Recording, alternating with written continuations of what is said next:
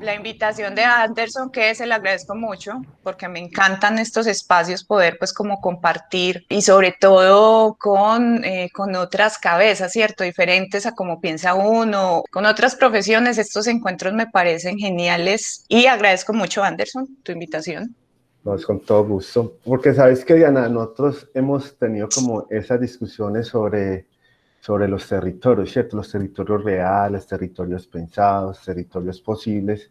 Entonces, a partir de allí queríamos como tener, bueno, otra mirada, bueno, qué dicen los arquitectos sobre los territorios posibles, los territorios pensados, y si en ese pensamiento tienen en cuenta la comunidad, como tú lo decías allí, ¿cierto? Tienen en cuenta a las otras disciplinas, a la gestión comunitaria, a la planeación, ¿cierto? ¿Cómo es Ajá. ese ordenamiento territorial? O sea, ¿cómo se relacionan todos en esas miradas territoriales? Entonces, por eso quise como que nos acompañaras y poder aprender un poco sobre eso, pues tener como esa Claro que otra sí. mirada. Claro que sí, yo espero de verdad, mi gente, que esto sea un tema que realmente pues sí les llegue, ¿cierto? O sea, que yo tenga la capacidad de poder transmitirles a ustedes pues como esa pasión también que tengo por este tema y sobre todo, como les digo, que ya hacemos parte de un equipo, o sea, ya nosotros, tanto yo como ustedes, tenemos que aprender el uno del otro porque ya estamos caminando juntos, al menos pues los que estén interesados en pues estar como en esta parte también de construcción, de proyectos. Eh, entonces pues es también interesante que ahora, hoy que tienen la oportunidad de que llegue una arquitecta a hablarles un montón de cosas desde su imaginario y su universo, pues por lo menos que entonces también yo logre engancharlos un poco para que, porque siempre hay que entender al otro para poder uno ya evolucionar ideas y pensamientos. Entonces, pues voy a intentar compartirles esa mirada desde la arquitectura con respecto a el territorio, cómo eso entonces nos está dando todas esas pinceladas de identidad en las sociedades. Y sobre todo con el símil, con la relación del cine, que es una maravilla de arte, que pues puede ayudarnos mucho también como a procesar información con respecto a nuestras realidades, ¿cierto? No siendo más, pues voy a presentarles unas diapositivas, me voy a apoyar de unas diapositivas, vamos a ver cómo vamos a relacionar esto con cine, pues evidentemente vamos a ver apartes de unas películas, unas cuantas películas que traigo a colación con respecto al tema. Listo, yo quiero comenzar con esta frase. Los lugares tienen espíritu y quisiera, los invito a que vamos pensando, que vayan pensando ustedes, que vayan ahí formándose como una idea de qué significa eso. ¿Cómo así que los lugares tienen espíritu? ¿Qué significa ese espíritu? O sea, esa palabra espíritu en el contexto espacial, ¿cierto? Entonces, pues los invito a que vayamos teniendo como esa reflexión. Más adelante podemos compartir eso y debatir sobre todo que me parece muy interesante cada cabecita que puede interpretar sobre los lugares tienen espíritu. Bueno, por otro lado, ustedes ya saben que mi relación con el mundo es basado en arquitectura. Todas mis percepciones, todo lo que comprendo, en cierta manera la arquitectura tiene que ver ahí, desde que empecé a estudiar.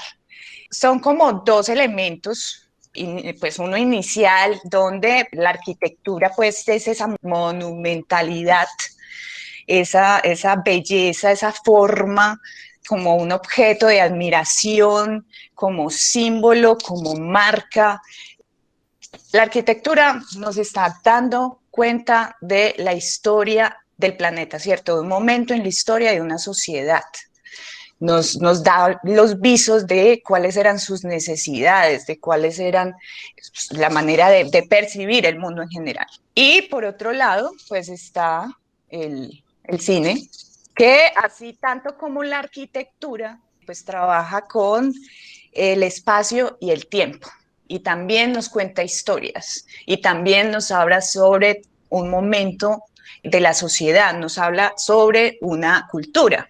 Entonces, pues yo quiero tener este símil entre realidad y ficción, que a veces no sabemos cuál es cuál, y tomarlo bajo el tema de identidad y territorio.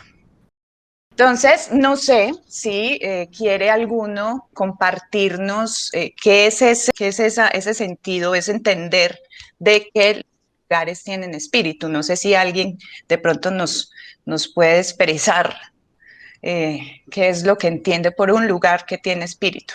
Mónica, ¿qué piensas tú, Mónica Ortiz? Profe, yo pienso que sí, porque en los lugares usted deja las mejores experiencias, deja los mejores momentos que ha vivido y de pronto estuvo de pronto en un lugar con esa pareja, con la pareja, usted deja ahí todos los sentimientos, pues yo pienso que sí tienen espíritu y que reflejan y también creo y pienso, pues no sé, ya eso sí es como personal, pienso que también tienen malas vibras y también suelen estancar como a las personas, ciertos lugares, también pues pienso mucho de eso personalmente. Yo creo pues que entiendo cuando un lugar tiene espíritu, eso es lo que refleja el lugar, pero no a lo físico, sino como al momento, donde uno puede estar tranquilo, donde uno puede estar en calma, donde uno puede ser uno.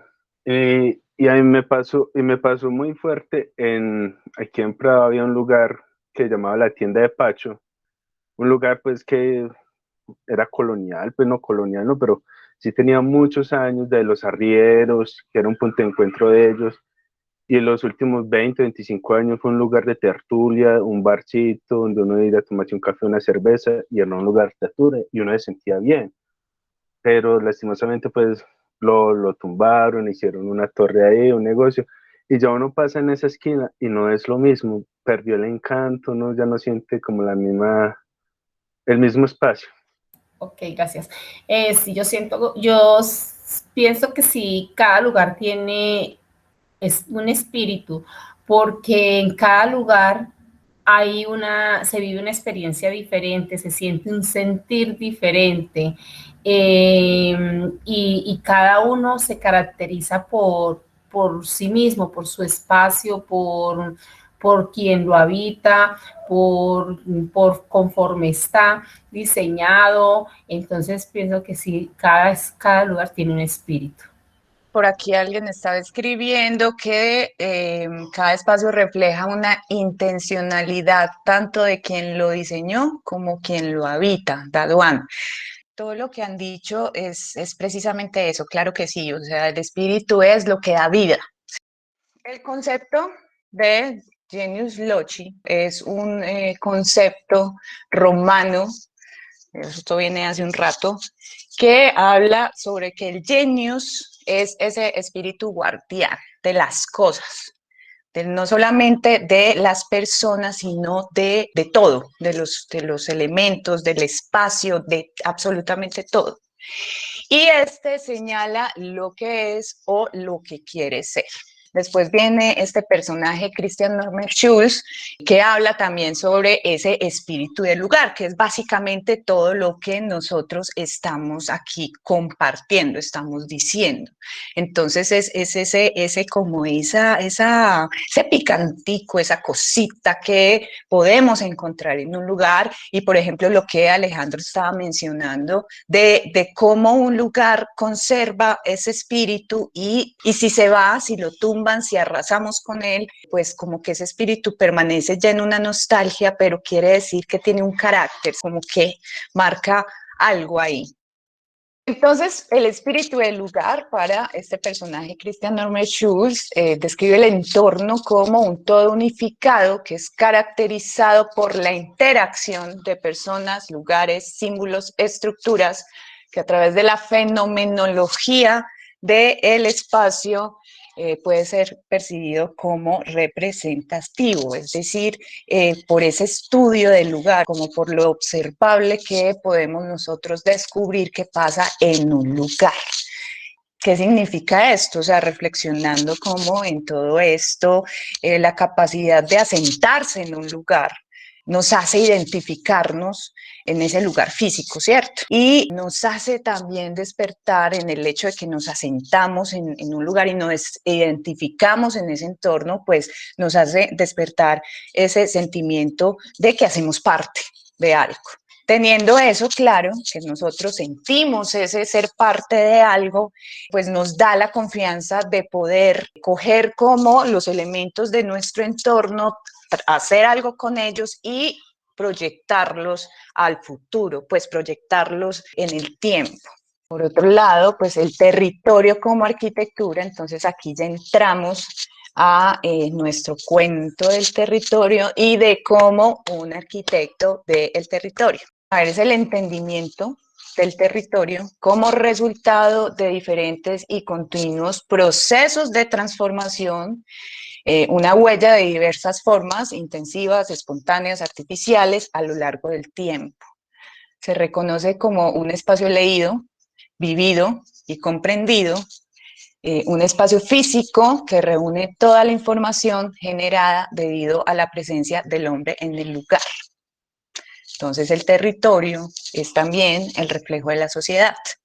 Ahí pues unimos como estas dos miradas de ese genius loci o de ese espíritu del lugar y entonces como en la arquitectura hemos adoptado la lectura del territorio, que básicamente entonces es ese elemento físico que recibe, que ha sido formado por parte de manipulaciones, quizás aquí lo mencionamos más, manipulaciones externas, no naturales como tales, como el territorio, no, sino ya como esas relaciones que empiezan a generarse por la interacción, ¿cierto?, del hombre, y que empieza una dinámica entre el lugar y ser humano, o sea, empieza ahí como a formarse ideas de historias de como un solo unificado, así como lo describía aquí nuestro amigo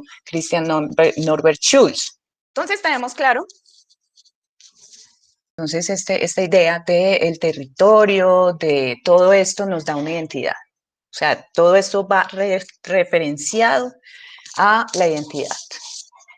La relación del hombre con su entorno, del entorno con su ser humano, hombre y mujer. Ya esto, pues como concepto, ya nos lleva a nuestras épocas. Nosotros somos el resultado de esta revolución industrial. Entonces, llegamos a la revolución industrial y claro que sí, esto es entre mediados de siglos XVII, XIX, sabemos que empieza la aparición de la industria, los trabajadores, una nueva clase social, el proletariado, la clase trabajadora. Entonces, claro, todo esto fue una revolución y durante todos estos años, pues empiezan a evolucionar un montón de tecnologías, un montón de procedimientos que definitivamente marcan un hito en nuestra historia. Y avanzando un poquito más en el tiempo, llegamos al siglo XX, todavía no estamos aquí donde nosotros estamos aquí hablando conectados maravillosamente, no, el siglo XX, no internet, nada de estas cosas, pero ya más cerquita. Y gracias a todas estos avances que la revolución industrial nos trae, llega la arquitectura moderna, que es un cambio de paradigma en cómo nosotros habitábamos las ciudades, en cómo nosotros vivíamos, en cómo nosotros habitábamos prácticamente. Junto con este personaje tan odiado y tan amado en la arquitectura, Le Corbusier, que junto con su módulor y maravillado con todos estos avances tecnológicos, la creación de la máquina, de los carros, de los autos, de los aviones. Él estaba maravillado con todo esto. Entonces, este personaje suizo era una cosa, pues, de un genio. Entonces, él maravillado con todo esto de pues, toda esta evolución de la revolución industrial, y dijo, pero ¿cómo así? La arquitectura, pues también va a tener estos avances. Y además, pues obviamente nosotros ya estábamos en los materiales en arquitectura, gracias a todas estas evoluciones tecnológicas, pues ya entró el concreto y ya entró el acero, lo que hizo también que la manera en cómo se proyectaba, en la manera, o sea, todas esas imágenes que yo les mostré al inicio, que estaban hablando como esas culturas del antepasado, Roma, Grecia, pirámides, no sé qué, que eran unos monumentos y unas cosas de esas, pues aquí llegan y dicen, no, no, no, yo puedo hacer esto más ligero y empiezan a aparecer estas formas en la arquitectura. Además, él dice, si todo es una máquina, ¿por qué no hacemos la máquina de habitar? Que la habitación también sea una máquina, que todo tenga su función, que todo esté engranado. Entonces, esto fue un cambio de paradigma en las ciudades y en la forma de habitar. Entonces yo creo que esta primera parte nos vamos a centrar mucho en el hábitat de la ciudad, ¿cierto? En el hábitat urbano, que esa es una de las inquietudes que yo tengo, como que me llama mucho la atención desde un tiempo para acá, y es cómo ha sido esa evolución y cómo vamos a seguir evolucionando, porque pues ya todo se está centrando hacia las ciudades. Estamos dejando lo rural atrás y nos estamos concentrando en las ciudades, eso es una realidad. Entonces, ¿qué está pasando con eso? Esa urbanización, ¿qué? Camilo, ¿Cómo vas? ¿cómo estás? Bien, bien. Súper. Muchacho, buenos días. Nada, vos, Buenas, vos buenas. mencionas, hola, sí, vos mencionas algo de lo rural, ¿cierto? De que ya de pronto las miradas, las visiones, esa realidad ya está más como enmarcando lo que son las ciudades, ¿cierto? El ser humano ahorita se está como Sí, sí, volviendo sí. muy, muy citadino, pero de pronto, ¿cómo está pensado ahorita como impactar a esa zona, a esa parte rural, a esas personas que aún no quieren salir de esas zonas porque, como lo estaban diciendo los muchachos ahora, esas zonas son lo que para ellos representa ese espíritu de vida, ¿cierto? Esas donde han recibido sus mejores quizás momentos de vida y que aún quieren que esos espacios se conserven y que no les invadan como tanto ese espacio, ese territorio de lo rural, pero que no se invada esa mirada tan citadina, o sea, cómo impactar esa zona rural para que estas personas sigan pues teniendo como esas vivencias allá sin necesidad como de violentárselas ni que se sientan agredidos. Pues definitivamente volcarse a lo rural, yo creo que tiene una cantidad de ventajas, no solamente emocionales, espirituales, que esa relación ser humano-naturaleza que en algún momento fue cortado, mutilado, pues obviamente volcarse a la ciudad, a la ciudad no, perdón, a lo rural, es una necesidad innata, pues nosotros como seres vivos lo requerimos. Pero obviamente, pues aquí ya entra en juego un montón de pues, elementos económicos o de poder, que las dinámicas y del por qué la evolución llegó a donde estamos sentados, ¿cierto? Y qué es lo que estamos viendo y quizás lo que estamos reflexionando. Entonces, pues como muy rápido, obviamente, darles como una miradita y un acercamiento del por qué quizás nosotros nos alejamos de eso. Y en ocasiones pienso yo que hay una luz al final del túnel. Creo que sí hay gente, sí hay, sobre todo los que tienen poder de transformar, o sea, de generar estas políticas, por decirlo así. Digamos que yo creo que sí ya están volcando ver soluciones, ver acercamientos, ver otra cosa. Sin embargo, pues en el día a día también nos damos cuenta que esos son unos pasitos de bebé. Entonces, ahorita al final podemos volver a retomar eso, porque al final yo tengo vamos a empezar muy global, ¿cierto? Como una mirada muy global dentro de el cine y la arquitectura, ideas muy, no tan locales, pero que nos afectan, evidentemente. Vamos a finalizar con una mirada un poco más local, que vamos a poder relacionar con esto que Camilo plantea. Santiago Duque es una visión muy interesante, ya que la rueda del tiempo gira inevitablemente hacia el acercamiento urbano. Aún así, dentro de la construcción de símbolos y realidades sociales, se debe pensar una construcción armónica de la ruralidad y lo urbano como contexto de aprender a crear comunidad de forma a priori. Sí, sería lo ideal poder generar un equilibrio entre eso. Anderson me invitó precisamente porque pues él vio otra charla que tuve con relación a eso, entre lo rural y lo urbano. Continuemos para que también pues podamos como abarcar esta idea de qué pasó con la arquitectura moderna, con la máquina de habitar, con este señor Le Corbusier, que básicamente ya les traigo un símiles con la interpretación del cine. Tenemos aquí a un director francés, Jacques Tati, personaje también que sacó una serie de películas críticas sobre ese movimiento moderno y qué estaba haciendo con esta parte del cambio de paradigma del habitar. Estamos hablando que esto que les hablo de Le Corbusier, el arquitecto, máquina de habitar, esto sale en los 29, ¿cierto? 1929, tengamos la mente abierta de que en la evolución de la humanidad, pues hablar de 1929 es ayer y que somos resultados de eso. Llega este personaje más o menos entre los 50 y 70, cuando ya ha evolucionado toda esta parte de la arquitectura moderna y empieza a verse en las ciudades y empieza a adaptarse como lenguaje, pues aparece este man y dice, bueno, yo les tengo una propuesta en el cine de una crítica de por qué me parece que esto está yéndose al traste un poquito. Yo no voy a decir que la arquitectura moderna está mal, pero tiene elementos que quizás empiezan a distorsionarse y que empiezan a llevarnos a algo. Entonces, On Uncle es una de las películas que él hace.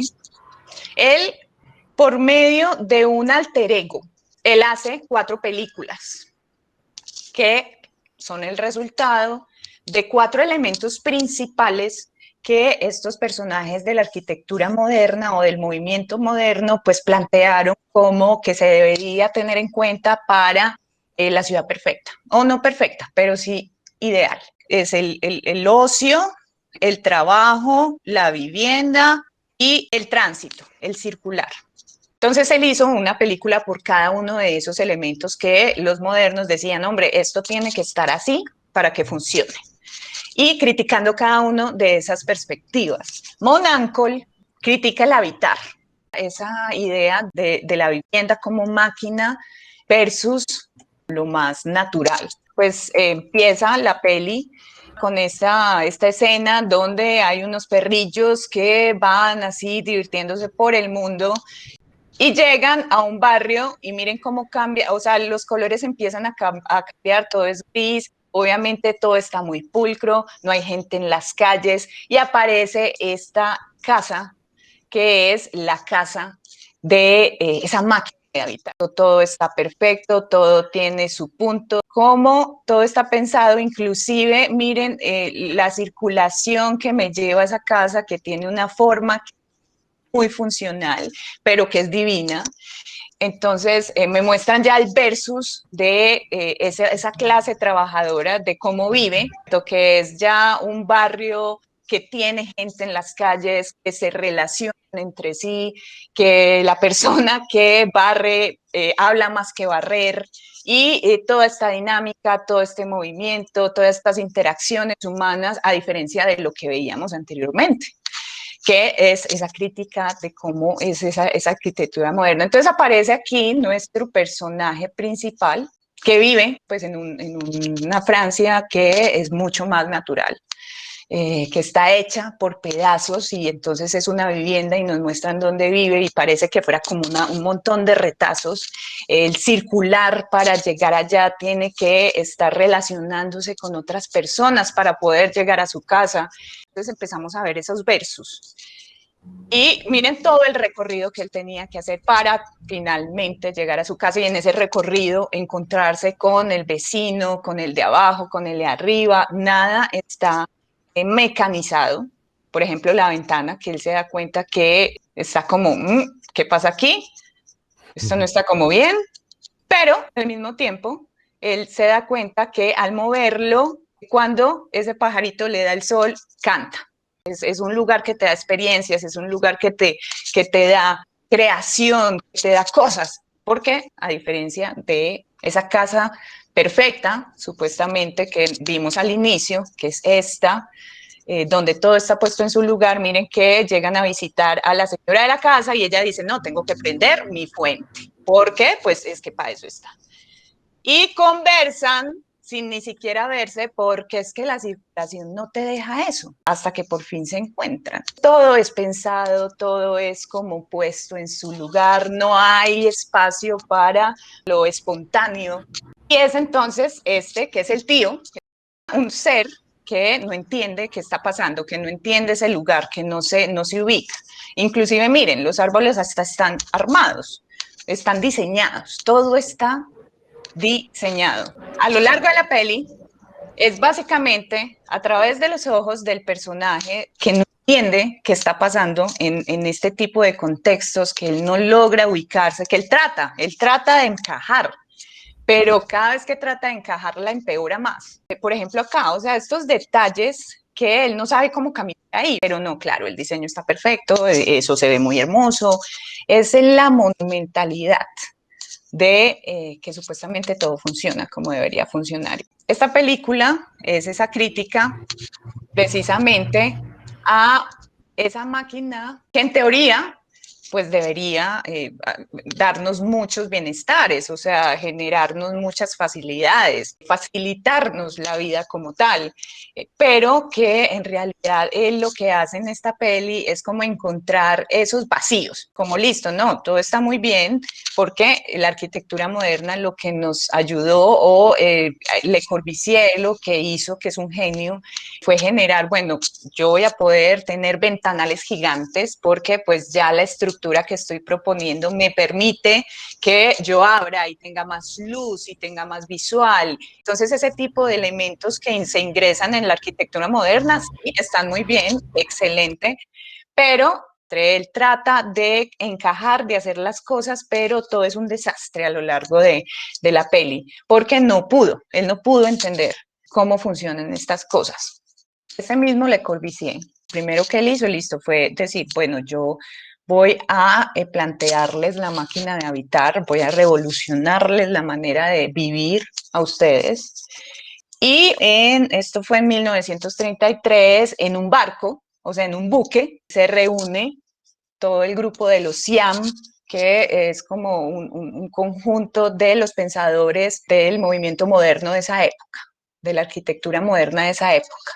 Y dicen, en el 1933 se reúnen en este buque, así porque ellos son poderosos y maravillosos, dicen, bueno, vamos a plantear unos parámetros en los que las ciudades deberían desarrollarse. La planeación debería seguir unos parámetros para la construcción de ciudad, porque no está bien. O sea, en este momento, ya que están entrando un montón de cosas, los vehículos, o sea, ya llevábamos un tiempo de revolución industrial y sobre todo el crecimiento de las ciudades que trajo la revolución industrial, lo demográfico empezó a explotar. La idea de ciudad funcional. Ahí es cuando les digo que, pues, resumidas cuentas, estos 4 elementos, pues, estaban muy, muy presentes, que era la diferenciación, la zonificación de la ciudad por medio de esos 4 elementos: el ocio, la vivienda, el trabajo y la circulación. O sea, íbamos a zonificar muy bien eso, íbamos a levantar unas torres donde íbamos a meter un montón de gente, pero claro que sí, que tuvieran espacio verde, y surge la Carta de Atenas en el 33. Como les digo, en teoría, muy buenas intenciones, los conceptos necesarios para el momento, porque atacaban mucha problemática que las ciudades tenían de por sí, Pero pues la imagen que vemos acá, que fue como el primer concepto que sale, empieza a tener una visión un poco fría, un poco repetitiva. Empiezan a ver cómo se adapta esto a la realidad. Y efectivamente sí, fueron replicados en Brasilia, por ejemplo, con estas imágenes que podemos ver que básicamente empiezan a hablar de mucha repetición. Tenemos espacio libre, importantísimo. El verde era pues un elemento, la parte ecológica era un elemento importante en la Carta de Atenas. Toda la sostenibilidad en esa época, en ese momento, era algo que había que tenerse en cuenta en 1933, una maravilla, pero en la aplicación pues empiezan a tener estos escenarios que inclusive pues se replica en Bogotá y aparecen entonces todos estos elementos repetitivos que empiezan a distorsionar la idea inicial de lo que era la Carta de Atenas.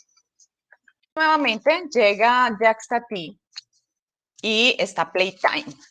Playtime es una peli que ya ataca esa parte del trabajo. Es una escena en París, nos dicen que es en París, nos damos cuenta que es París. En los ojos de una turista, que como vemos empiezan a aparecer esas escenas donde aquí ya esta parte de los autos, la circulación, son imágenes muy grises. Miren que todo es muy repetitivo.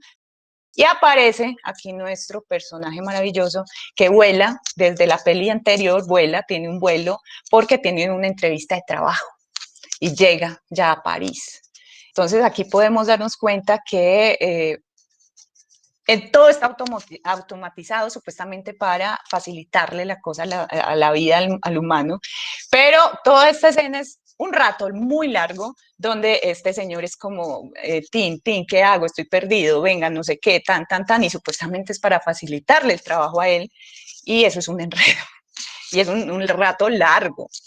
Finalmente la logra. Y todo esto es lo funcional, ¿cierto? O sea, todo es lo ordenado, todo tiene su momento, todo tiene su espacio. No, espere, todavía no se pare, que es que este tipo tiene que llegar desde el otro lado hasta acá y espérese. Toda esta primera parte es él teniendo que encontrarse con, obviamente, su entrevistador, pero en esa espera él no entiende, él sigue, acuérdense que es una persona que no entiende esto moderno, que supuestamente es para mejorarnos la vida, que es para hacernos todo mucho más fácil, pero él no logra encajar en eso. Entonces todo este momento es simplemente porque el diseño no solamente era arquitectura, era todo, mobiliario, era absolutamente todo. Donde obviamente pues estamos los que nos acomodamos y donde obviamente estamos los que no, o sea, estamos en los versos, ¿cierto? Y aquí tenemos otra vez ese símil, miren cómo toda la repetición, empiezan a haber muchas repeticiones, tus escenarios son repetitivos, son grises, no hay un solo árbol, o sea, todo es súper construido, muchos cristales, empieza todo un juego de que este señor tiene que buscar al entrevistador porque se le pierde.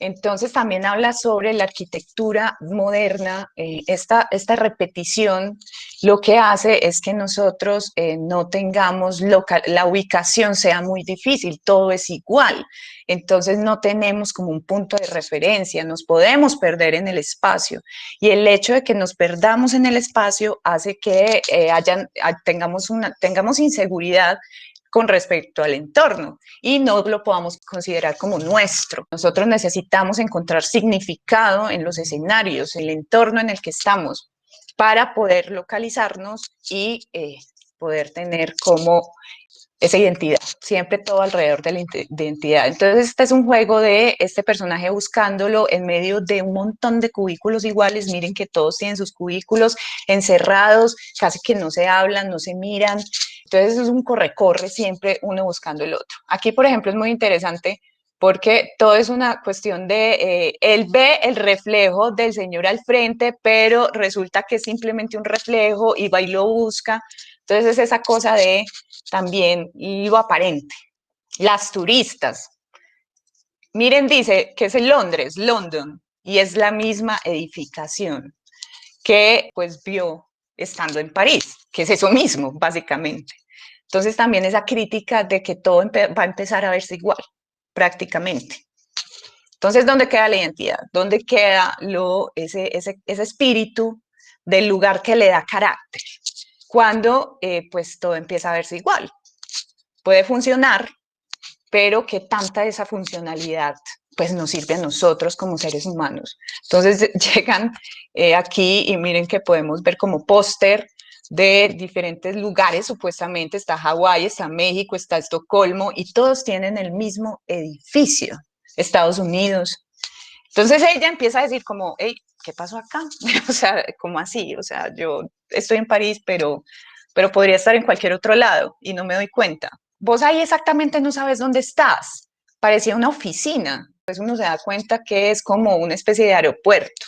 Entonces, inclusive los mismos edificios no te dan la capacidad de entenderlos, como de saber dónde estás parado, como, listo, llegué a un colegio, listo, llegué a una biblioteca, listo, llegué a, no sé, a un centro comercial. No, todo es lo mismo y vos no sabes dónde estás.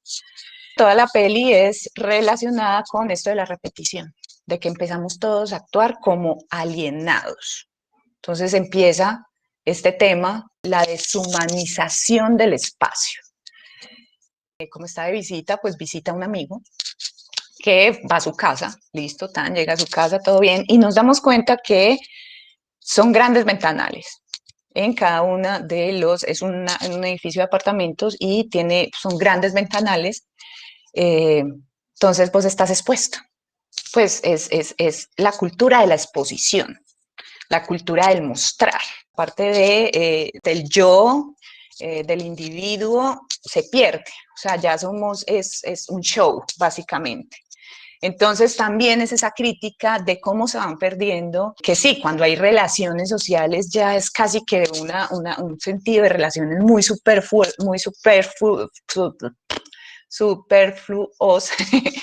Y miren que es un orgullo, miren todas estas visuales, todas estas vistas, venga aquí, siénteseme, así como yo veo hacia allá, ustedes me están viendo a mí y no me importa. La privacidad, el concepto de privacidad, pues se pierde básicamente. Entonces todo está expuesto, hasta inclusive cosas que uno pensaría es vergonzoso, me caí, no quiero que me vean hacer eso.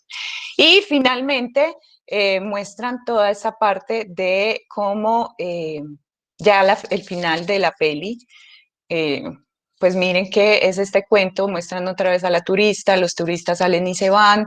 Esta última parte es, cada uno de los personajes hacen su historia aparte, pero a la final se juntan, se conocen. Entonces, pues este señor, el parisino, por decirlo así, el francés, con la turista, pues él quiere darle un detalle, ¿cierto? Un souvenir. Entonces, es toda la historia de la turista, que todo fue tan superficial, que todo fue sin carácter, sin nada personal.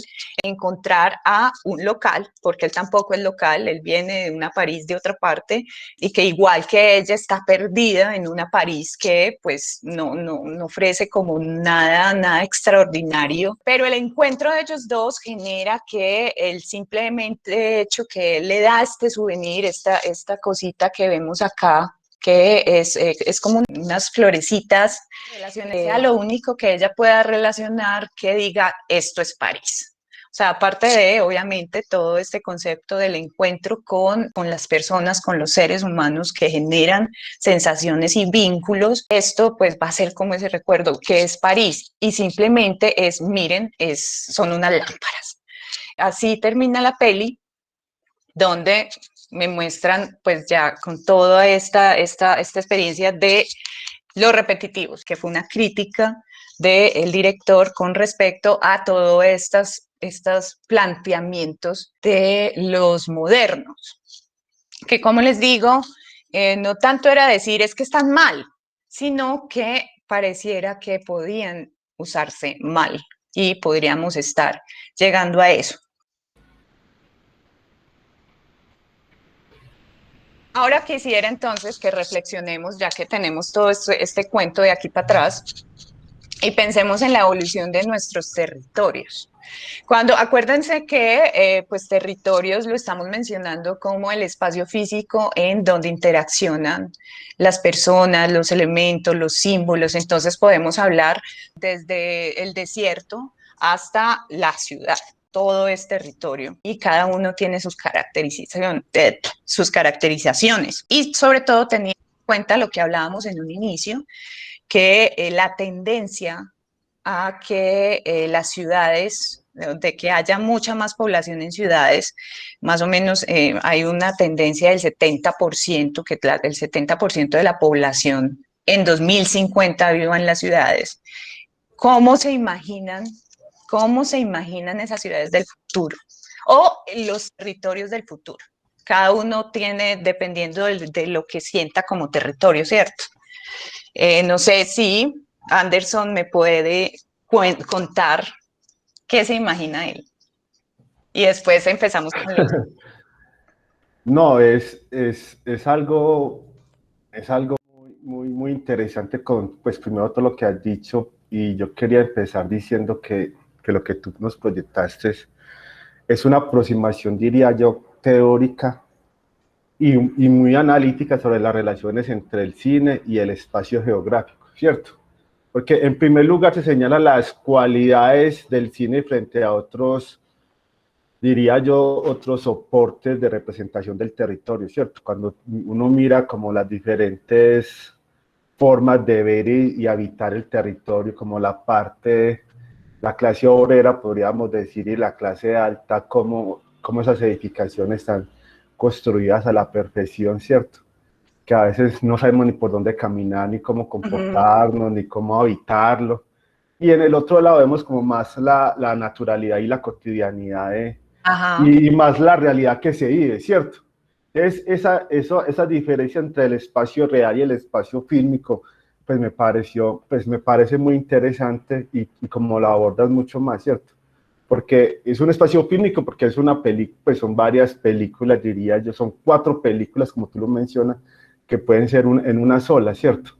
Y todas se centran en espacios físicos reales. Eso por un lado me parece muy interesante, ¿cierto? Y en cuanto a los territorios, pues ahí entramos otra vez con el tema de territorios reales, pensados, y territorios, diría yo, posibles, ¿cierto?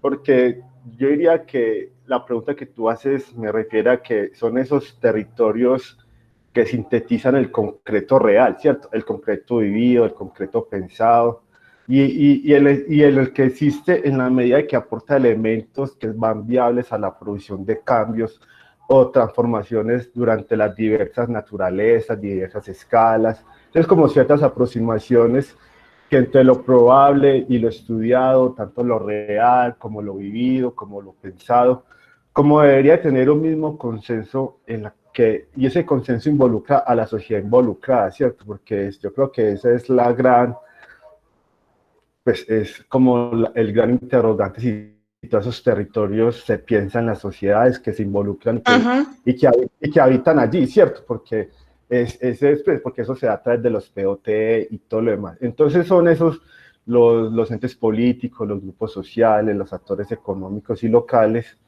nos hacen pensar de cómo producir transformaciones en el territorio, ¿cierto? Y pensemos un poco pues me quiero salir un poquito de lo que tú dices, pero no sé si sea salir, cómo ha sido esa transformación, por ejemplo, arquitectónica del barrio Moravia, ¿cierto? Ajá, O sea, sí. podríamos tener un buen ejemplo, por ejemplo, Moravia, pues por mencionar algún barrio de la ciudad de Medellín, cómo ha sido esa transformación desde la arquitectura, desde el urbanismo, desde el paisajismo. Pero si todo eso conversa con las personas que habitan allí, que han tenido una historia allí, que han tenido su vida allí en el territorio.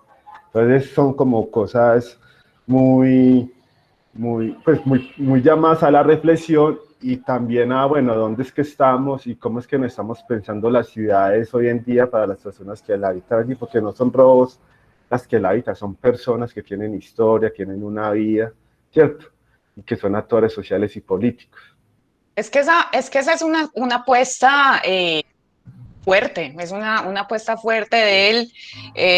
Todo esto que les traigo, todo esto que les hablo, como les digo, o sea, las intenciones, decirlo así, no son malas. O sea, no es que llegue estos arquitectos y sean pues el coco y quieran destruirnos, pues como, ah, no, es que esta gente nos quiere. No, no, las intenciones absolutamente no son malas, eso se los puedo asegurar.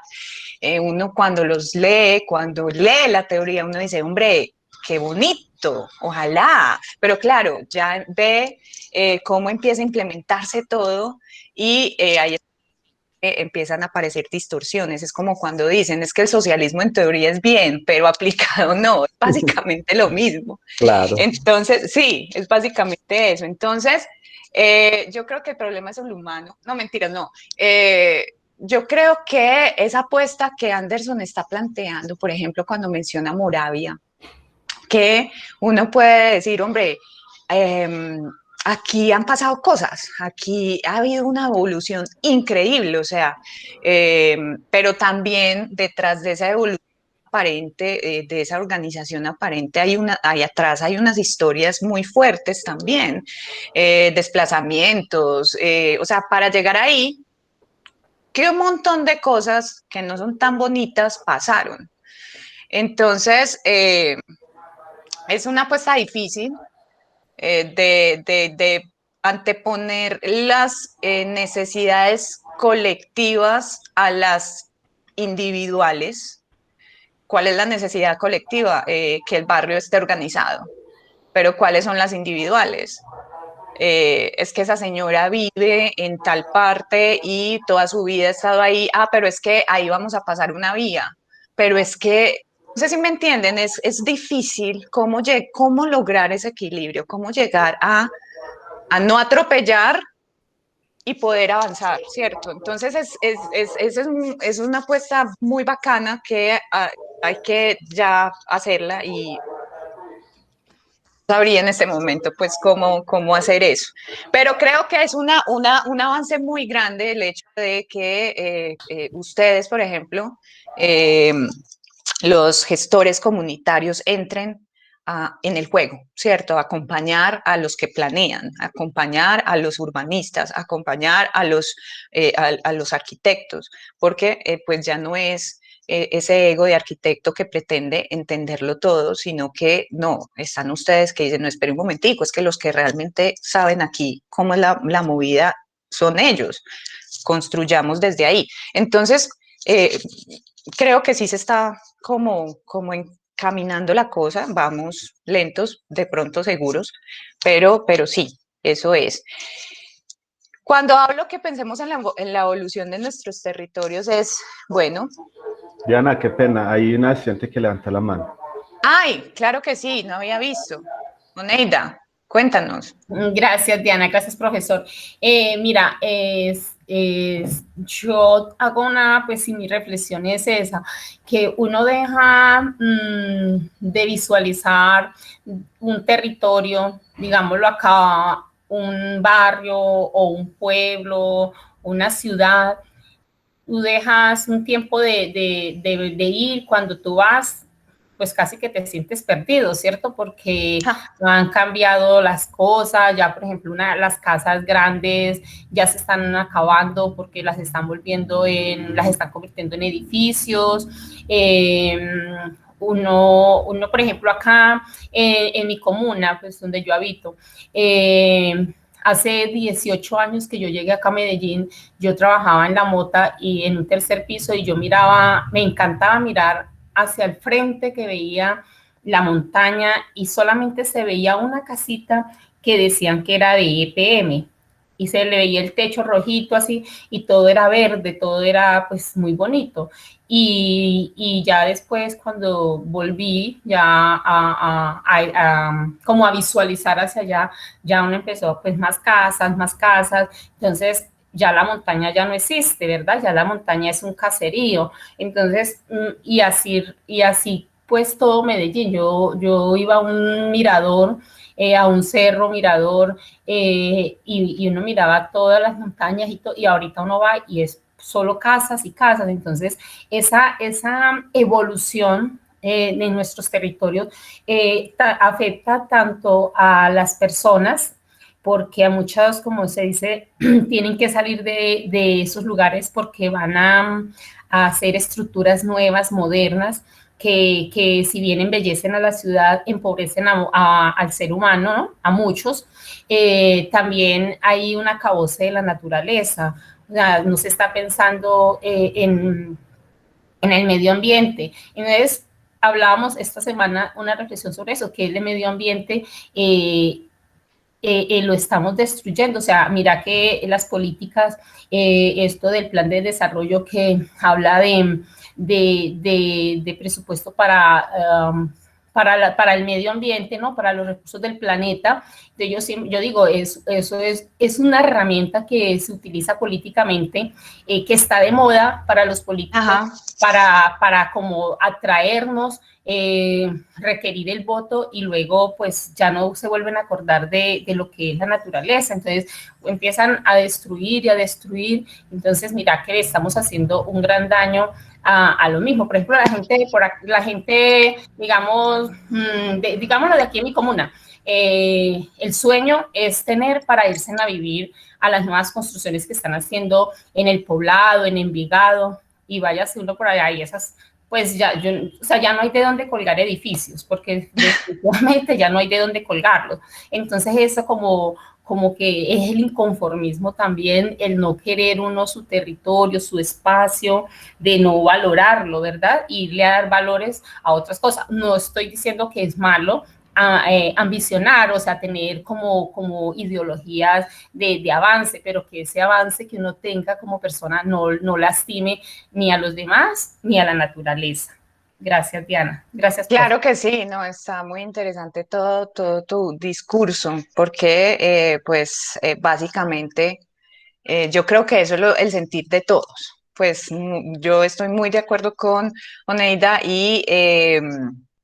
y precisamente lo que vamos a ver ahorita, creo que este sí es un personaje que yo sigo, que es arquitecto, que analiza cine, una maravilla, se lo recomiendo. Y es esa ciudad desarrollada, es ese territorio desarrollado, involucionado, a partir de supuestamente el desarrollo, de la búsqueda del desarrollo, que nace de la utopía de esa ciudad utópica que es funcional, que nos ofrece supuestamente esa calidad de vida, porque nos facilita cosas, que era lo que vimos anteriormente, estaba basado en esa ciudad utópica que los arquitectos pensaron, pero veíamos que Jacques Tati lo planteaba como una crítica inclusive muy inocente, ¿cierto? Con humor, pero esto estamos hablando entre 50 y 70, inicios de los 70, y llegamos a una evolución de ese pensamiento. ¿Hay alguien que quiere hablar por aquí, Freddy? Sí, buenos días para todos. Un abrazo para cada uno de ustedes. Gracias, Freddy.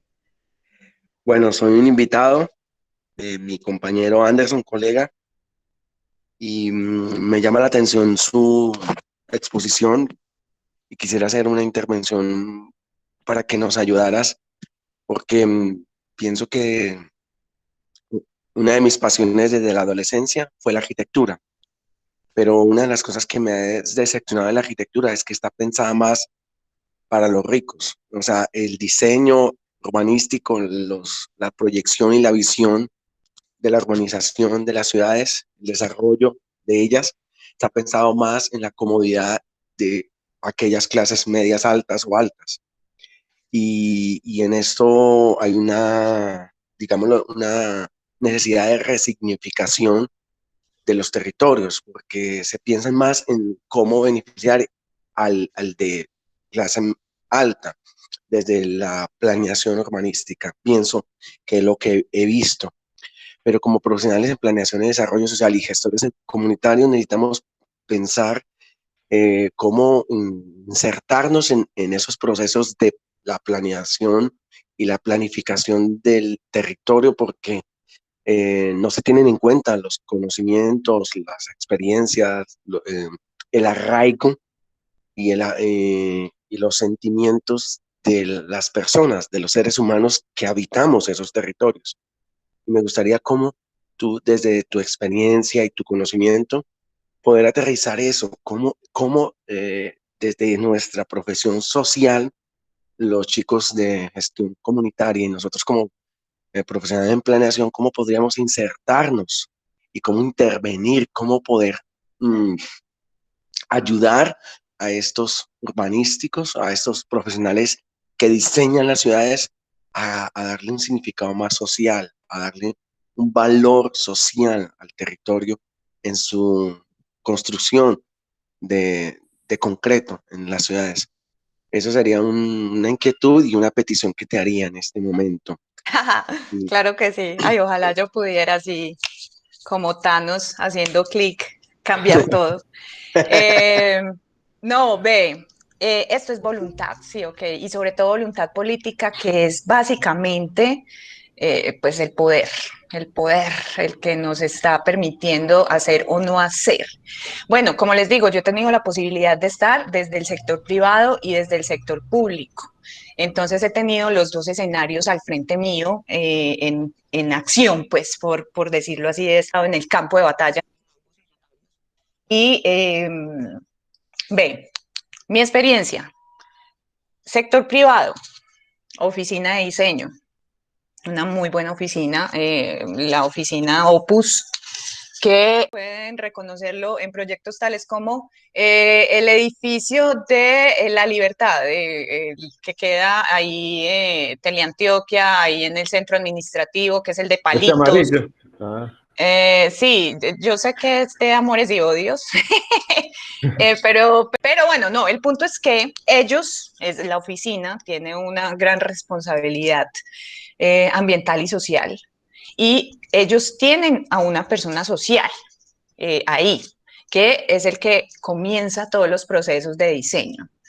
Y es el que nos acompaña con actividades en las comunidades, con actividades con las culturas, pues como que haya que involucrarse, haciendo dinámicas para poder recoger los imaginarios, o sea, entonces es un montón de lecturas iniciales que no lo damos tanto nosotros, sino que nos los da la propia comunidad, y eso es acompañado de un social. Entonces, yo creería, eso es por el lado privado. Y por el lado público, como les dije, yo estuve en la oficina de En el paisaje y EDU. patrimonio, de paisaje y patrimonio. Como les comentaba en un inicio, también tienen un grupo fuerte de gestores comunitarios, de sociales, que pues son los que nos van acompañando. ¿Qué sentí? Por la parte privada, ustedes saben que hay mucho más poder de decisión del privado, ¿cierto? O sea, como yo quiero esto así. Entonces, si lo enfocamos por el lado diabólico, o sea, es un poder diabólico, pues vamos todos mal, pero si está bien enfocado, pues se pueden sacar muchas cosas. Lo público tiene mucha burocracia, lo público tiene muchas cabezas, muchos intereses, muchas cosas que todavía siento yo personalmente quizás trabas, porque pues tenemos sí, como un escenario que todavía tiene intereses de cosas que no dejan que en cierta manera fluya. O sea, hay muy buenos resultados. Yo he visto que se pueden hacer cosas, evidentemente, pero a diferencia del privado, estas dos experiencias que yo tuve, pues era mucho más encaminado a lo que uno creería que está bien, porque como les digo, todo esto también es muy subjetivo. Creo que también es un lenguaje, un idioma que estamos aprendiendo a interpretar, es el escuchar. Es algo que está introduciéndose también en la cultura. Venimos de una cultura en la que ciertos personajes tienen poder y son los que hacen y construyen y lo que les dé la gana. Ahorita ya estamos viendo que hay más interacción, que hay más preocupación por ciertos temas. Entonces, creo que es que estamos empezando apenas como un camino de integración. Yo quiero ser optimista en esos términos, claro. Lo que les voy a mostrar es una mirada muy pesimista. Santiago, Valencia, ¿qué tanto cumplen con esa responsabilidad ambiental y social que mencionas? En términos ¿qué? De políticas. Están las intenciones, creo. Están las intenciones, hay gente que quiere trabajar en pro de eso.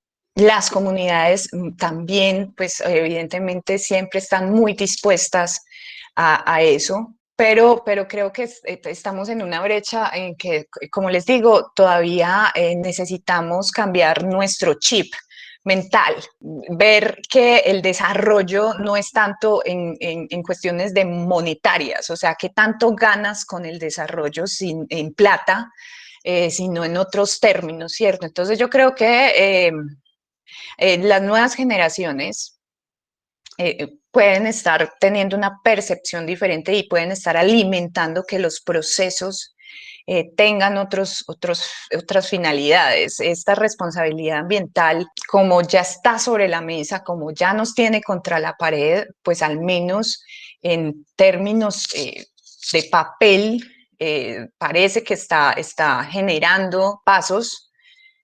Las implementaciones, claro, es que hay una pelea, hay peleas de intereses, entonces creo que estamos en un proceso de paso a. Lo que pasa es que tenemos que hacerlo rápido porque no tenemos el tiempo, pero creo que sí hay una luz al final del túnel, que se pueden estar haciendo cosas. O sea, damos 2 pasitos y retrocedemos 1, más o menos puede estar pasando algo así. Pero pues poco a poco creo que las nuevas generaciones, ustedes están como metiendo la idea de otros intereses más que el dinero, ¿cierto? Que el poder. Entonces, en esos términos, pues, entonces, bueno, eso creería yo. Pero vengan, que es que falta ya lo último. Porque pues empezamos con esta mirada inocente de la crítica a esta evolución del progreso de nuestro hábitat. Y sé que estoy centrándome mucho en la ciudad, pero esto tiene que ver mucho ya pues como con nuestros territorios ancestrales, con nuestra ruralidad, porque lo que pasa en la ciudad afecta definitivamente las dinámicas de ciudad, las dinámicas sociales, porque lastimosamente somos centralistas, ¿cierto? O sea, aquí se centra el gobierno en estos territorios, en Bogotá, en Medellín. Entonces, todo está volcado hacia lo que pasa en las ciudades, tanto aquí como en cualquier parte del mundo. Entonces, inevitablemente va a afectar, de rebote, afecta nuestros otros territorios y mal, muy mal. Voy a mostrarles ahora esto último en este contexto de la evolución, de la urbanización, de la explotación demográfica, del funcionalismo de las ciudades. Y quiero que veamos, ahora sí los voy a invitar, voy a dejar de presentar aquí un momentico para mostrarles, vamos a ver un video, vamos a ver a este personaje analizando Blade Runner. Blade Runner es una película distópica, es decir, tenemos la utopía y la distopía. La utopía es esta perfección, lo que quisiéramos, lo que soñamos, y la distopía es la pesadilla en la que se convierte ese sueño. Entonces, esta película es una peli distópica, es como si hiciéramos un salto entre lo que vimos en Playtime, que era muy inocente, que era chistosito, a un escenario en que ya empieza a ser como, wow, esto es... Entonces, claro, es un futuro exagerado, pero quiero que veamos esta parte y el análisis que nos comparte este personaje. Pongámonos atentos que nos van a contar una historia. Ahí se está escuchando, yo estoy escuchando. Listo. ¿En qué momento una utopía, el sueño de un mundo ideal, se convierte en una pesadilla? A ver, que levante la mano a quien no le guste una buena distopía. Da igual la que sea. Desde el 1984 de George Orwell hasta la serie de Black Mirror. Hasta que vives en una.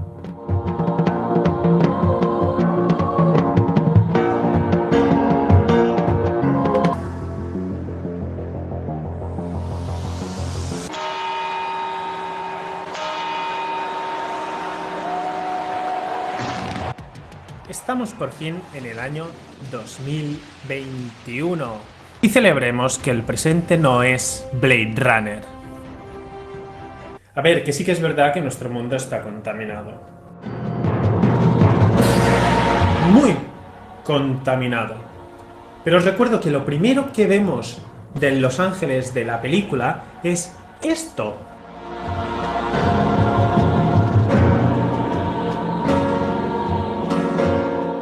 En el año 2021 todavía no estamos en esta situación. En Blade Runner vemos una ciudad con una gran división de clases y nosotros solo tenemos a grandes empresas haciendo un lavado de imagen, comprando energía verde para falsear sus números. En Blade Runner también vemos una ciudad no global. Lo siguiente es que todo es ciudad prácticamente, no tiene fin. Nosotros solo tenemos partidos políticos que buscan el New Green Deal, que es seguir creciendo y creciendo, consumiendo y consumiendo recursos. Pero ahora de color verde y con coches eléctricos. Pero bueno, no tenemos lluvia ácida cada día, ni grandes chimeneas en el centro de grandes metrópolis. Pero es que nunca llegaremos a esto, a un planeta metrópolis, a una Tierra ocupada al 100%. Y no llegaremos porque el planeta no lo soportará, colapsará antes. Así que no podemos estar tranquilos por no estar en ese futuro que preveía Blade Runner. La ciudad de Blade Runner es Los Ángeles. ¿Cómo lo sabemos? Pues porque aparecen varios edificios de la ciudad estadounidense. Por ejemplo, la Casa Ennis de Frank Lloyd Wright, o el edificio Bradbury, entre otros. Y bueno, también lo sé porque nos lo dice justo en la escena inicial. En esa escena, precisamente, vemos esa ciudad hiper mega macro densificada, con grandes chimeneas contaminando y sin apenas ver un mísero y triste árbol. Estamos en el Los Ángeles postindustrial de 2019, una ciudad gobernada por el mercado amigo, controlada por las grandes empresas, una ciudad que de tan grande que es, no tiene skyline, su paisaje son los anuncios de Coca-Cola, de Panam, etcétera, etcétera. Esta hiperdensidad no genera más relaciones entre la gente, entre su población. Deckard se mete en un túnel, aparece en el interior de un edificio y con un ascensor llega a su casa sin haberse relacionado con nadie. Esa hiperdensidad elimina la vegetación que hace de pulmón en una ciudad, los espacios de encuentro como las plazas, necesarios para la vida en la ciudad, para comer y beber, para manifestarse, algo que jamás podría ocurrir en Blade Runner. Pero ¿de dónde sacaron la inspiración para esto? Vamos a ver las referencias estéticas que inspiraron a Blade Runner y todas esas utopías que se plantearon tiempo atrás y que tienen unos ecos de Blade Runner. La gran influencia en cuanto a arquitectura y utopías para Blade Runner y el motivo por el cual estamos aquí reunidos y nos arrodillamos ante la maestría... Vale, no se me va a ver así. Por el que nos arrodillamos ante la maestría de Archigram. Eran los años 60, una época hippie de colores y alucinaciones. La tecnología avanza de forma imparable y llega a las casas de alrededor del mundo mediante un aparato cada vez más popular: la televisión. Yuri Gagarin completa una órbita terrestre y años después el hombre llegaría a la luna. Es una época de rebeldía, de decir no a la guerra. Los Beatles suenan en la BBC, pero también The Doors o Pink Floyd. La psicodelia y el LSD abren nuevas perspectivas del mundo. En este contexto, unos jóvenes arquitectos empiezan a plantear una nueva arquitectura. Peter Cook, David Green y Michael Webb reparten panfletos con esas nuevas propuestas, algo que acabaría siendo una revista llamada Archigram, una fuente inagotable de utopías fácilmente convertibles en distopías. Suyos son proyectos como la Instant City, un gran evento en el que aparecía un artilugio volador con el que organizar grandes eventos, como un concierto, por ejemplo, algo que podía pervertirse en una herramienta de control propia de la misma Blade Runner. Con la tecnología, la arquitectura empieza a despertar, a moverse, desde ciudades enteras que se mueven a una fachada cuyos elementos pueden cambiarse. Sí, todo lo que forma vuestras casas tiene una fecha de caducidad. En este sentido, proponen también la Plug-in City, una macrociudad que es un esqueleto, una estructura a la que se conectan varias cápsulas intercambiables. Es una ciudad en la que las fábricas están en el mismo tejido y estructura, todo en un mismo continuo. Todo funcionando sincronizadamente como funciona un puerto con sus grúas. Una ciudad de cápsulas fabricadas como se fabrican los coches.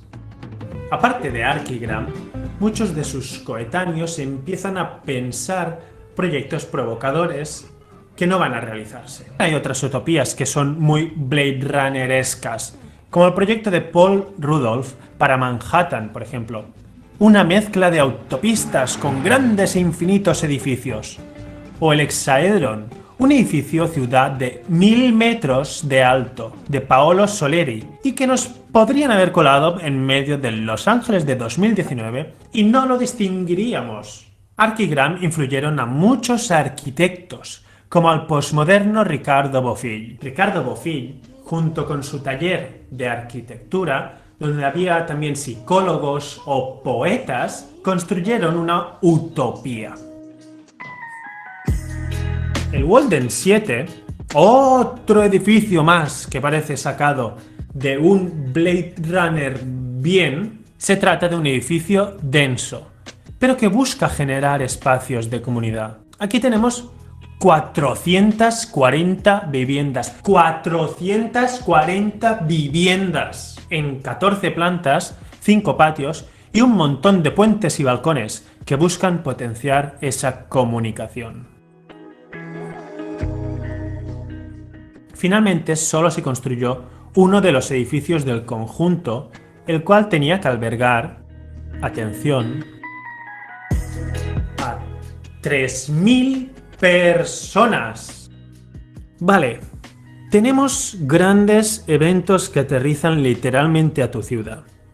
Grandes ciudades con piezas intercambiables como un Lego. ¿Qué pasa si nos atrevemos a dar un paso más? Pues que tenemos la Walking City, sacado de lo que podría ser un gag de Monty Python. Una ciudad itinerante, avanzando como un lento gigante, y que podía sumarse a otras ciudades y ser una metrópolis andante. Así la presentaban Archigram en su número 5 de la revista, dedicado, atención, a las metrópolis, con imágenes del proyecto de Metrópolis de Henry Sauvage, algo que es tan Blade Runner como los mismos replicantes. Y es que Archigram también tiene sus referencias.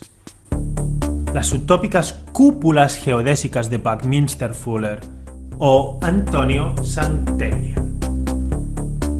El arquitecto italiano tiene una corta pero impresionante carrera. Murió con apenas 28 años en la Primera Guerra Mundial, pero dejó una nueva ciudad imaginada para el futuro. Vamos a hacer una prueba. A ver si os suenan sus palabras a la hora de hablar del movimiento futurista. Las casas van a durar menos que nosotros. Ya os he dicho que las casas caducan, hay que volver a pintar, el aislamiento de las fachadas no funciona para siempre, las ventanas se actualizan, los mecanismos se estropean. Antonio Santelia es consciente de esta caducidad y piensa ciudades y edificios en que sus elementos se puedan sustituir. Sigamos. Cada generación tendrá que construir su propia ciudad. Santelia soñaba con una ciudad dinámica, en la que ocurrieran cosas, tumultuosa, con edificios como grandes máquinas, y así lo plasmó en su Città Nuova. Archigram se basa mucho en estas ideas de Antonio Santelia, el cual en 1914 ya proponía aeropuertos en las ciudades y funiculares, ascensores, puentes y carreteras. Es una ciudad en constante movimiento. La circulación ocurre a distintos niveles, calles elevadas o túneles.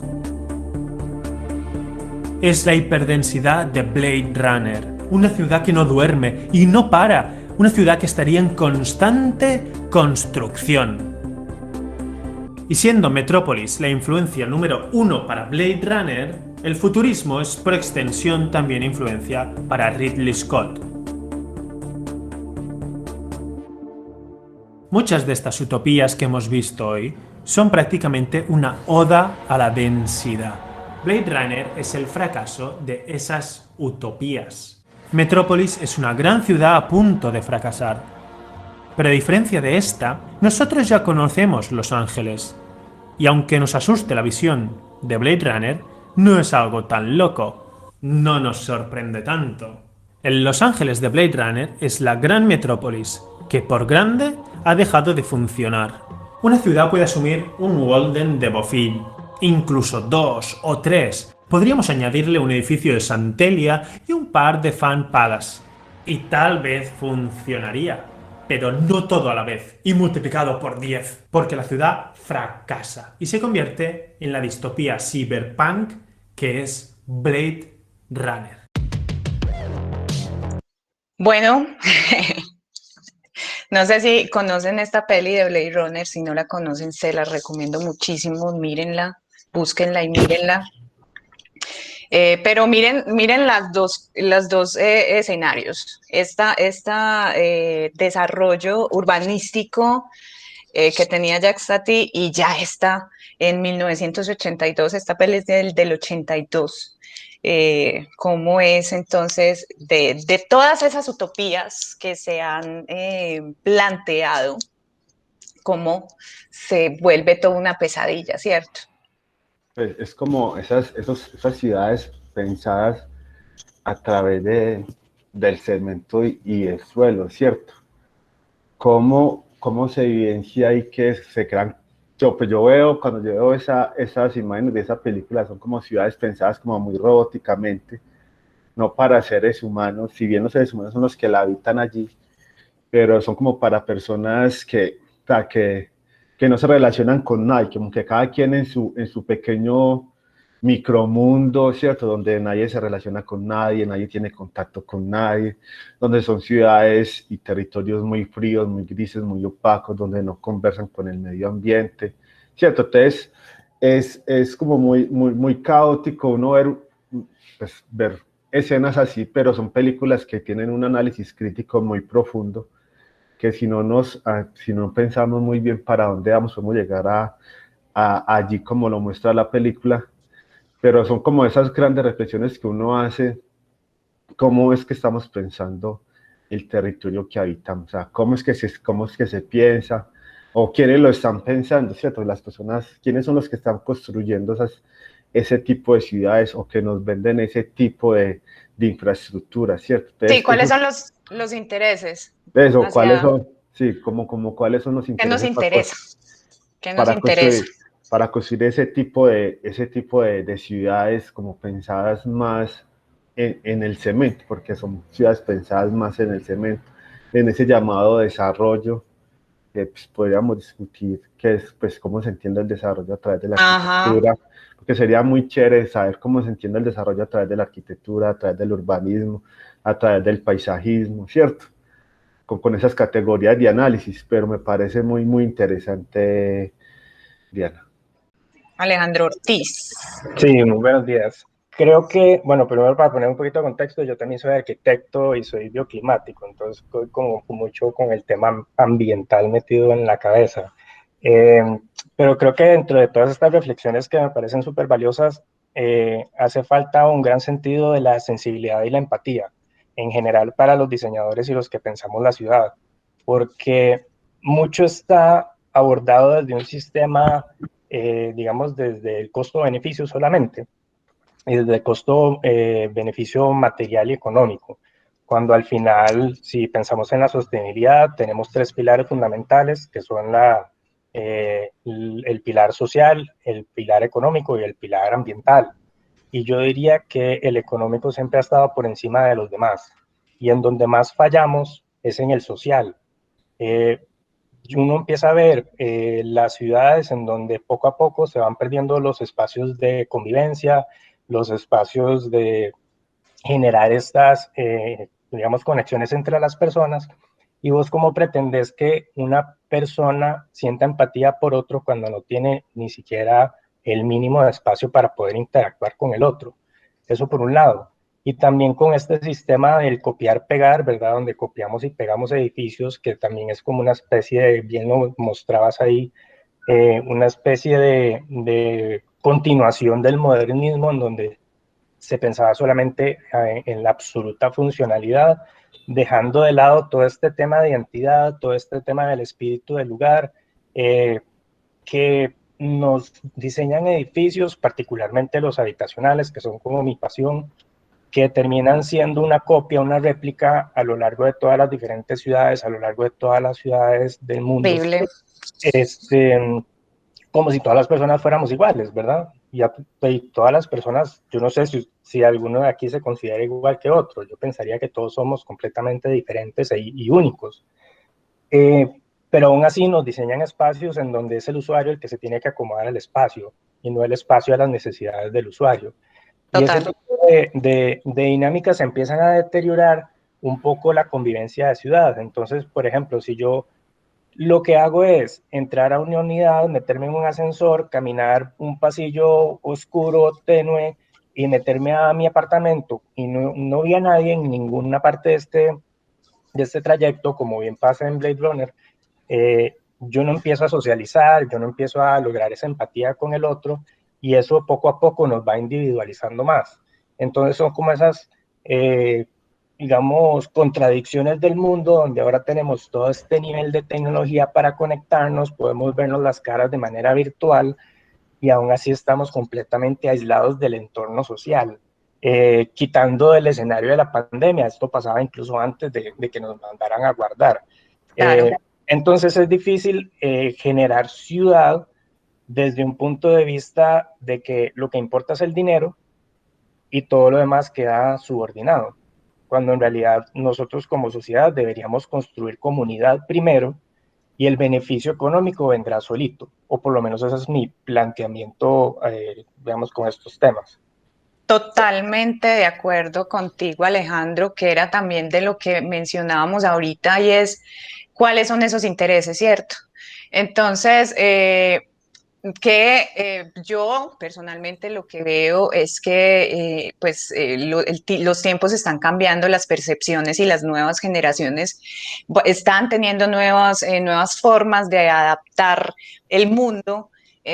Nosotros venimos tristemente de generaciones que eso que dices, el poder y el beneficio económico, pues son primordiales, entonces pues eso está sobre muchas cosas, pero bueno, sí es importantísimo eso que pues menciona Alejandro, la empatía, el hecho de poder entender el otro, ponerse en los zapatos del otro, considerar que somos un colectivo y que pues también, no, así como me interesa mi vida, pues interesarme los de los demás, ¿cierto? Entonces, esa partecita lo que está haciendo las dinámicas urbanas es alejarnos y las tecnologías es alejarnos. Digamos que la pandemia pues ya nos puso esto de frente, Pero como decía Alejandro, antes de la pandemia, estas dinámicas existían. O sea, podías tener un novio, novia por internet 1 año, 2 años, 3 años y re bien, porque ya no es necesario. Eso ya como que hay. Y esas distopías básicamente están construidas bajo el hecho de que ya los seres humanos empezamos a actuar casi como máquinas también. Mi idea con esta charla era, sobre todo, el que no conoce su historia tiende a repetirla. Entonces quería como que pudiéramos ver qué nos ha traído hasta acá, en términos de, desde mi perspectiva, que es la arquitectura, que para mí el espacio construye cultura y sociedad, entonces que es una interacción inevitable entre ser humano y espacialidad y territorio. Para mí es algo que no se puede separar. Y entonces como que han sido esos elementos que quizás nos ha traído a tener las cosas como las tenemos ahorita. Por eso era como toda esta historia inicial, porque lo último que tenía era ya unas miradas muy locales del cine local, pues de cómo era la cosa, pero no tenemos mucho tiempo para eso. Entonces yo no sé, creo que a Anderson le va a tocar hacer una segunda parte de esto. Sí, yo creo que podríamos... ¿Qué dicen los estudiantes? ¿Qué dicen los estudiantes? Yo creo que todos dicen que sí. Pues que les toca. Claro que sí. No, nos toca. Está interesante. Además, uno hace la lectura desde el lugar donde habita hacia lo que va llegando. En mi parte, pues como una zona rural y toda la transformación que ha tenido. Y donde uno sale ya al parque, por decir algo, y encuentra las mismas bancas de un corregimiento a las que encuentra en el centro, son las mismas bancas. Y tristemente se va viendo también reflejado, se va viendo reflejado en otros pueblos. Entonces uno a veces va a un pueblo a ver las mismas bancas. Todo se vuelve igual. Identidad. Sí, todo se vuelve igual. Todo se vuelve igual. Entonces, el tema yo creo que lleva mucho y hay que volverlo. Marta Monsalve, bienvenida. Hola, muy buenos días a todos, a todas. Gracias, Anderson, por la invitación a este conversatorio, muy interesante. Te felicito. Yo quería decir algo acerca de las tecnologías. Yo había escrito ahí en el chat, pues que las tecnologías sí nos han acercado, porque mira, tú desde la arquitectura, esas escaleras eléctricas acercaron a esa población a la ciudad, a conocer otros mundos, ¿cierto? ¿Por qué otros mundos? Porque eso ese sitio se convirtió en algo turístico, entonces vino gente de otras latitudes que conocieron esa experiencia, que ellos han conocido esa experiencia de otros mundos que no conocían, ¿cierto? Y también en la arquitectura, los materiales, la tecnología ayuda a los materiales que sean como más amigables al medio ambiente, a tener otras tecnologías como que fueran como más ligeras. Los edificios, por ejemplo, ya se pueden hacer edificios antisísmicos. O sea, la tecnología a mí sí me parece que ha servido mucho en la arquitectura y para bien. En la vida. Yo creo que es una delgada línea, ¿cierto? Estamos parados en una delgada línea en que cualquiera de los movimientos o decisiones que tengamos nos tiran por un lado o para el otro. Que yo creo que básicamente es la reflexión de las pelis que les traje hoy, que es esa delgada línea que nos tira, yo lo tiré, estas pelis nos tiran para el lado en que todo mal, todo resulta mal, pero como les decía, en teoría todo está para beneficiarnos. El problema es cómo lo vamos a adaptar, cómo lo vamos a desarrollar. Entonces, igual que la pandemia, yo le intento también ver el lado bueno, esa parte de, yo no hablaba, que vive en otras ciudades hace mucho tiempo, y por la pandemia esto se volvió la dinámica y las volví a reencontrar. Entonces, también es como sí, que pues nos puede ir para un lado maluco o nos puede llevar a delgada línea. ¿Cómo vamos a trabajarle a esa delgada línea? Aquí rápidamente, como para dejarlos antojados, esta otra parte que me faltó, que puede ser la segunda temporada, yo quería traer unas pelis colombianas. ¿Qué pasa con la película, el cine colombiano? ¿Qué pasa con el cine colombiano? Nosotros, pues definitivamente, lastimosamente, nuestra situación sociopolítica, pues siempre ha generado el tema a un lugar común recurrente, y es la violencia. Entonces, muchas de el cine colombiano está enfocado en ese tema. Todo se desarrolla alrededor de la violencia. Se denota en estas pelis que el trabajo del territorio como tal depende de eso, ¿cierto? De ese tema. La violencia es el que da la pauta de cómo se entiende el territorio, de cómo se mueve la gente, de todos esos conflictos que nos han formado como sociedad, porque nos han formado en los conflictos, nos han formado nosotros.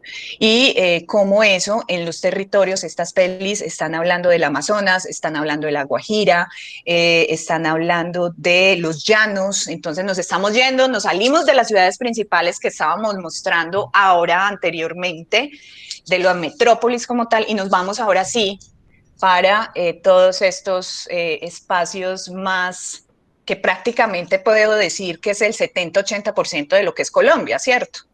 Entonces, bueno, quería ver que viéramos como esa parte, pero yo creo que esta introducción, esta primera parte está muy bien para que reflexionemos, que en términos globales, generales, hacia dónde estamos caminando con esa interpretación del desarrollo, de cómo lo hemos venido interpretando y que quizás no es por ahí. Bueno, mi querido Anderson, pues hasta aquí. Yo creo, Diana, que primero que todo agradecerte, porque fue una conversa muy enriquecedora y muchas miradas, y con la participación de los estudiantes, de los invitados, creo que enriqueció más el espacio, ¿cierto? Y sí, queda como pendiente, queda uno como con las ganas de continuar, y esperemos que la vida nos dé esa segunda temporada, como dices tú, y agradecerte mucho, porque es como, es entender esos territorios, digo yo, pensados, o entender el espacio geográfico, o el concepto podríamos analizarlo también, el concepto de región, ¿cierto? Sí. Y el paisaje geográfico, y el paisaje como tal, como categoría, pues el lugar, pues me pareció muy bacano como tú analizaste el lugar con esa palabra detonadora, ¿cierto? De la historia y todo lo demás. Entonces, enriquece el curso, enriquece los conocimientos, enriquece como estas conversas, y creo que esas son las oportunidades que da la virtualidad, ¿cierto? Sí, total. Tener la posibilidad de traer invitados especialistas en temas específicos que le aportan a la formación de estos chicos en la gestión comunitaria, y a las otras disciplinas que pueden haber acá en el conversatorio. Entonces eso para mí muy enriquecedor, y tú sabes que en la asignatura mía tiene las puertas abiertas, nos podemos pensar como otro conversatorio, ya miraríamos más adelante, antes que se acabe el semestre. Entonces te quería dar todas las gracias como para ir cerrando. Bueno, mi gente, muchas gracias por haberme regalado también su tiempo, por haberme puesto la atención, por haberse interesado. De verdad que para mí estos espacios son maravillosos, y siempre será un placer poder compartir con ustedes lo que pueda compartir, obviamente. Y gracias, profe, por la Listo, invitación. Diana, muchísimas gracias. Los chicos se quedan, los del curso, para hablar algo sobre algunos temas específicos. Y Diana, hasta una nueva oportunidad, y muchas gracias por tu tiempo. Bueno, muchas gracias, que estén muy bien, y pues nos vemos en algún momento.